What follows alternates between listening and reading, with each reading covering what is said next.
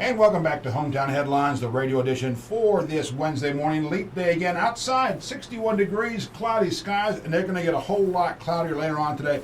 60 to 80% chance, 70 to 80% chance of rain now. We could see severe weather coming up later on today.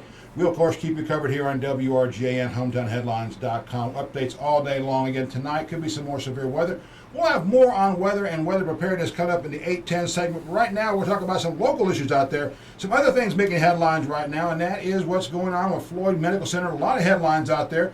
A lot of headlines on the editorial page as well. Some interesting comments coming out of our colleagues and friends and whatever over at 6th Avenue, Rome News Tribune. And Floyd Medical Center has taken some very interesting issues and responses to that. Joining us right now to talk about that and all issues involving Floyd Medical Center is Kurt Stuenkel, Floyd's CEO and President. Kurt, good morning, sir. Good morning, John. Thank you very much for being here today. I got to tell you, opening up Floyd.org right now, looking up there in the bottom right corner is a nice picture of you, a couple comments in there. It's a nice response to some editorial that was in the paper. I think the headline was something about something smells here. You guys came back very strong about a lot of those points, a lot of those comments. What's it all about? Well, there have been a series of 2 or 3 editorials over recent weeks, some about Polk Medical Center, the pilot in Polk Medical Center, and then most recently, reiterating again some of those comments, but there were some editorial comments about the city-county clinic that's been in the news, and Floyd's request to make a new proposal and submit some new information.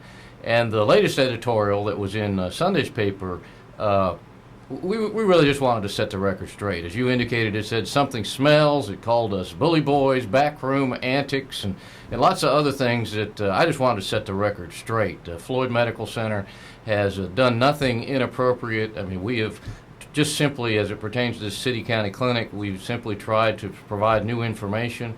It is a request for proposal process, after all, and in request for proposal processes, information goes back and forth. This process has gone over 2 years, and we just wanted to provide some more information. We haven't done anything inappropriate. If the city and the county don't want to entertain this information from us, that's their choice.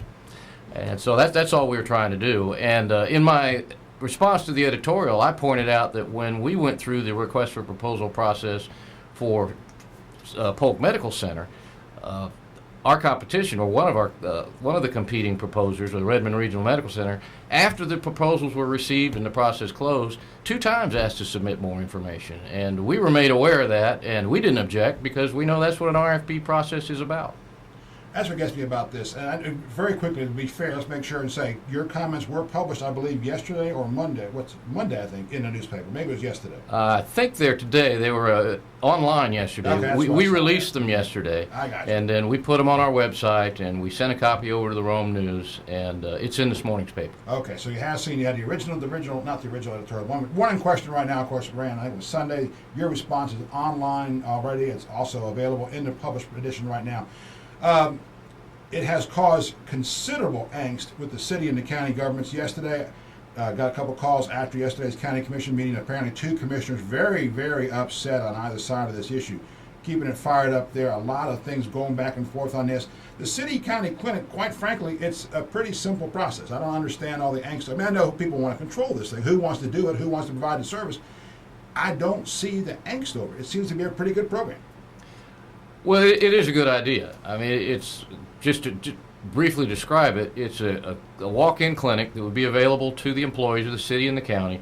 They'd be staffed by a mid-level provider, more than likely a nurse practitioner, to handle situations where employees are sick or need lab tests or employee physicals and that sort of thing. And the whole intention in it is to try and provide greater access and lower health care costs. Pretty good idea. And the city and county decided 2 years ago to go down this road to entertain proposals. It's been a circuitous path. They have sought new information from other entities. And again, we just wanted to provide some information from Floyd. We both asked to do that. And then County Commissioner Gary Fricks asked us as well. And as far as, again, Floyd doing anything inappropriate, we're just trying to provide information and let the powers that be decide what they want to do with it. Real quick, let's just verify something. Let's confirm something here also. Gary Fricks, indeed, is a member of the Floyd Board. He is an appointed member by the County Commission of the Floyd Board. That's right, and so is John Mays. But they are appointed, and that's their role, appointed through the county. The Floyd County Commission backs our bonds, and Gary was put on as a second commissioner. John Mays is both on the Hospital Authority and on Floyd Healthcare Management, and he's on the Hospital Authority as directly the county appointment for the Hospital Authority slot. Got it. All right, I'll tell you what, we're talking to Chris Stuenkel about what's going on in the headlines right now. Again, Floyd, Rome, News Tribune, what's going on with the City County Health Clinic, and what's going on with the Polk Medical Center. We'll talk more about that after the break. John Druckenmiller with Home Done Headlines. More after this.